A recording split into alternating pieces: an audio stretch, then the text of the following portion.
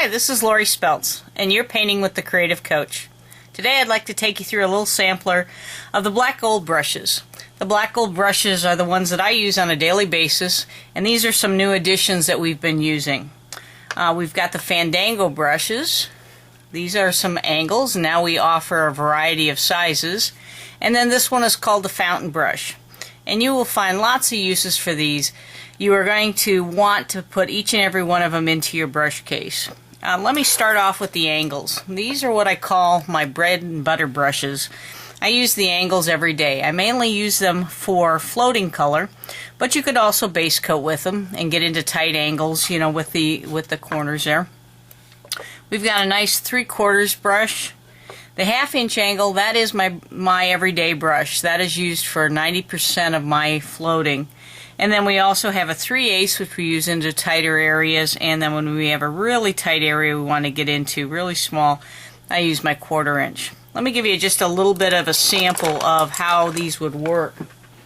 I was working on a piece and I wanted to put color all along the side here. I could take my 3/4 inch, and this is going to put in my color really quick and fast. And when I'm floating color, that's just going to be a really nice size brush to get into those large areas. The 1/2 inch angle, I'm going to use in, like I said, the majority of places.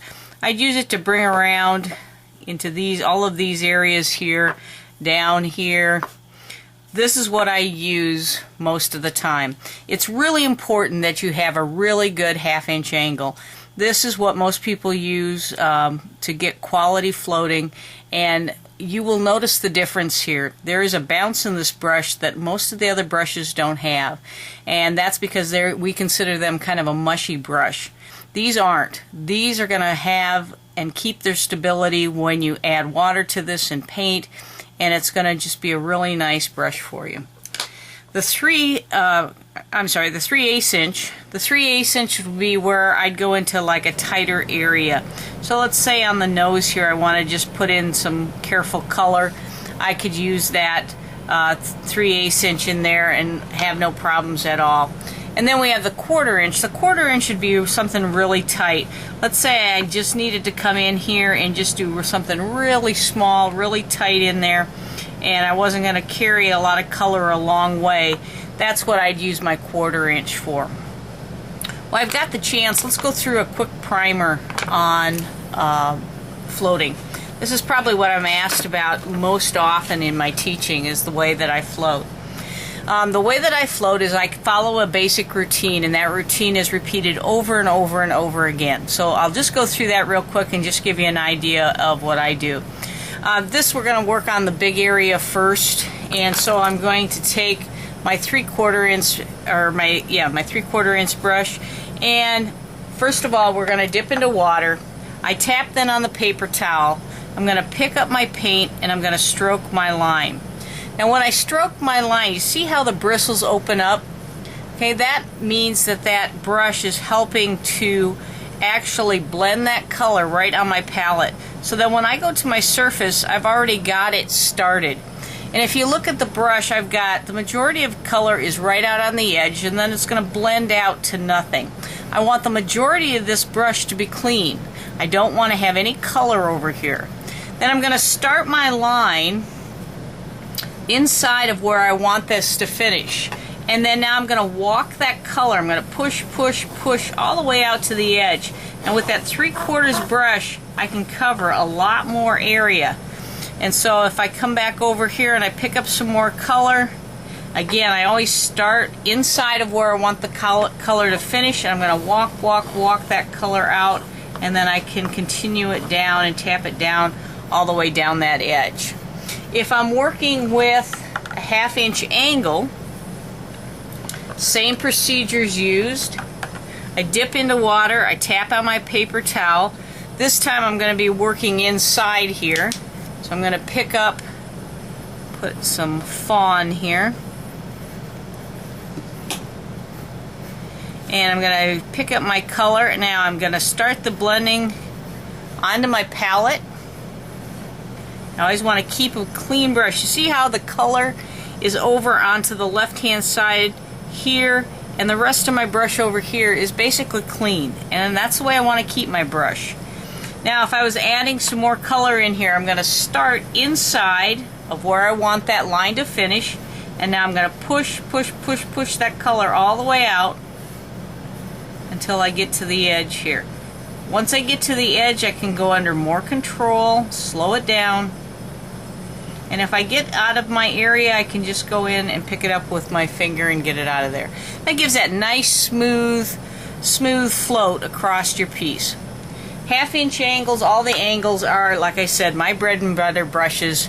The more you practice with floating, the better you're going to get, and it's just a lot of fun, and you're going to find that it's really going to improve your project to have a great quality brush. The next brush I want to talk about is the Fandango. The Fandango is a lot of fun. The Fandangos are these funky little brushes with the weird ends, and these things, you first just say, oh, that's a fan. No, it's not a fan. These are cut different than a fan, and when you put these into water, they do something really, really cool. So if I dip this into my water, look what it does now to my brush and to my bristles. See how they separate like that? That's going to allow for the unique bristles and to work, and we use this on things like Santa beards, and we use it on the foliage like these needles here. There's lots of different ways we can use that, but that's what made all of this foliage up here. And once you get this into this shape, I'm going to load paint, and then you just use it in a variety of different ways, and it'll create all kinds of different looks for you. It is so much fun. You are not going to believe how much fun these brushes are. And then if you have, this is the number 2, you've also got to have the number 6. The 6 is for those big areas, and it is really fun. If you do any kind of Santas, anything like that where you're doing hair, this is the brush for you. And like I said, once you start playing with them, you will just really get excited over what this brush can do. And pick up some paint here. The key to using this brush is diluting the paint, and I like to dilute that paint to what kind of an ink consistency. I'm going to tap off the excess. I don't want to have a lot of paint up into the bristles that is just excess, but I want to tap off that extra. And now if I go to my piece, and this is just a little sample here, when I use this brush, I can get up on those bristles, get up on the edge, and now I can just use it in a variety of ways. You want to play with it. This is on paper, so it doesn't move quite as easy as it does on wood, but you just want to work a variety of directions with this brush, see what happens with it. You can layer the colors, it works real nice. Anyway, it's a lot of fun. Spend some time with it, and the more you work with it, the better you get, and it's just, like I said, a lot of fun. The last brush I'm going to talk about is called the Fountain brush. Now the Fountain brushes are probably the weirdest brush you're ever going to look at. These little brushes look like they've had a bad tunneling effect on them, but they're meant to be that way. They actually create those to do this. They are meant to be basically flattened out, and then they use them, and we can use them in a circular motion. We can use them to pounce with. There's lots of different things you can do. On this particular piece, this is from my last book, and what I did on here is I actually used them for the centers of the flowers, and I double loaded the brush and then pounced in a little bit, and it's just a lot of fun. So I'll do a quick example here for you.